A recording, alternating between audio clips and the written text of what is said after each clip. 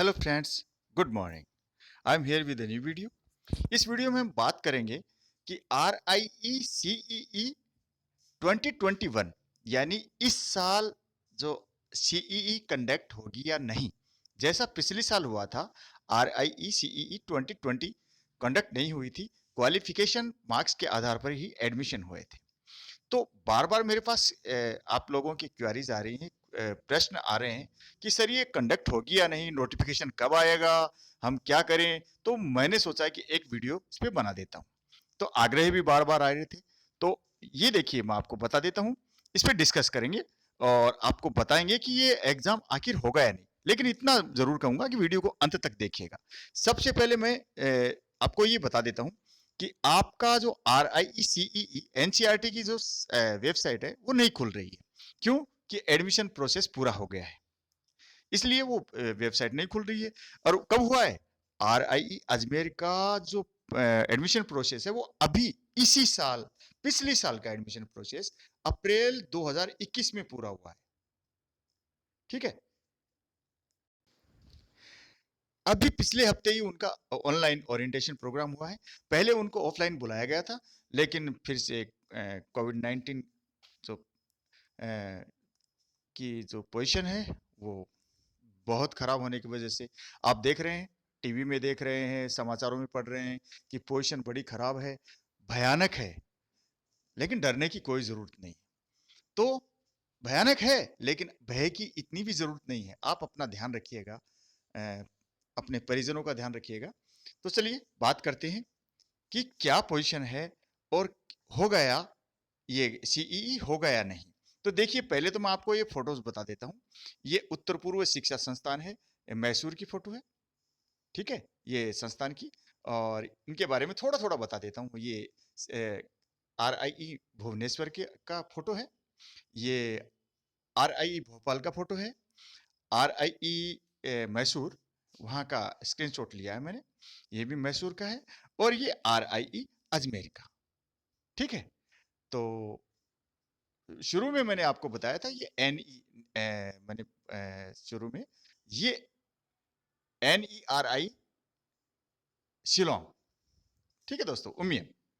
अब मैं बात कर देता हूँ आपको, ये बात कर लेता हूँ कि ये किस यूनिवर्सिटी से एफिलिएटेड है, कि आपको किस यूनिवर्सिटी की डिग्री मिलती है अगर आप RIE अजमेर में एडमिशन लेते हैं। देखिए, ऐसा आप मर्जी से कहीं भी एडमिशन नहीं ले सकते कि आप यूपी के हैं तो आप भोपाल में एडमिशन नहीं। आप RIE अजमेर में ही एडमिशन ले सकते हैं। तो यहाँ से आपको MDS university, Maharshi Dayanand Saraswati university की डिग्री मिलती है। RIE भुवनेश्वर में उत्कल यूनिवर्सिटी की डिग्री मिलती है। और RIE भोपाल में आपको बरकतुल्ला यूनिवर्सिटी की डिग्री मिलती है। RIE मैसूर है, यूनिवर्सिटी ऑफ मैसूर से एफिलिएटेड है। और RIE शिलोंग है, इसका एफिलिएशन नॉर्थ ईस्टर्न हिल यूनिवर्सिटी से। तो चलिए दोस्तों, शुरू करते हैं।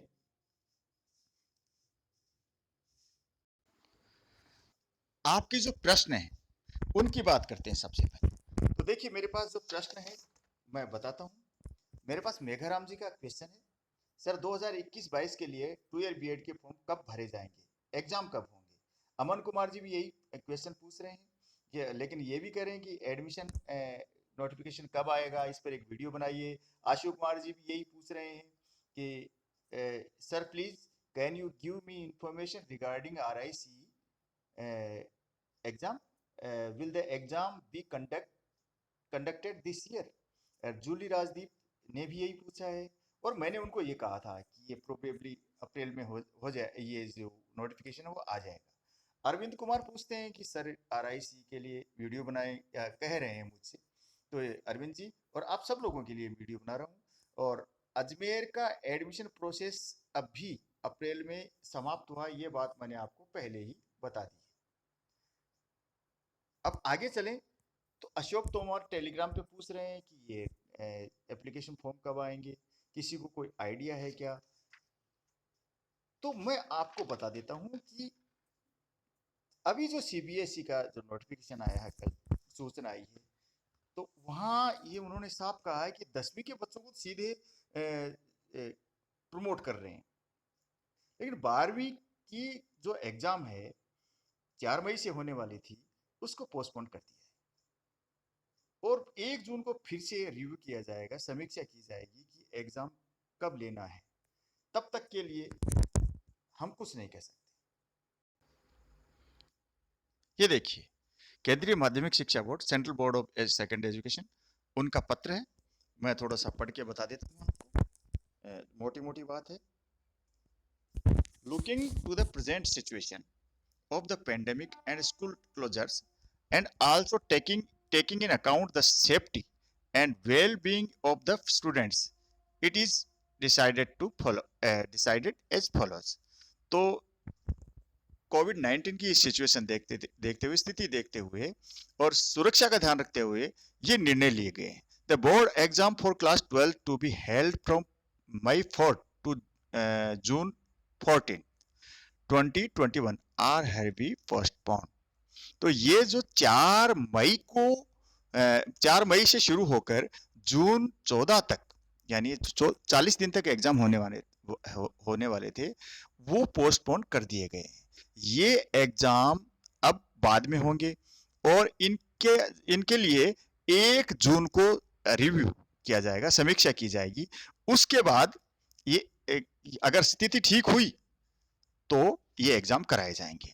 और एग्जाम कब होंगे, ऐसा नोटिस आने के बाद 15 दिन बाद वो एग्जाम कराए जा सकेंगे। जैसे 1 तारीख को इन्होंने तय कर लिया कि 16 तारीख को एग्जाम कराएंगे, ऐसा नहीं है 1 तारीख को तय कर लिया और 2 तारीख को एग्जाम हो गया, यानी कम से कम 15 दिन का नोटिस दिया जाएगा।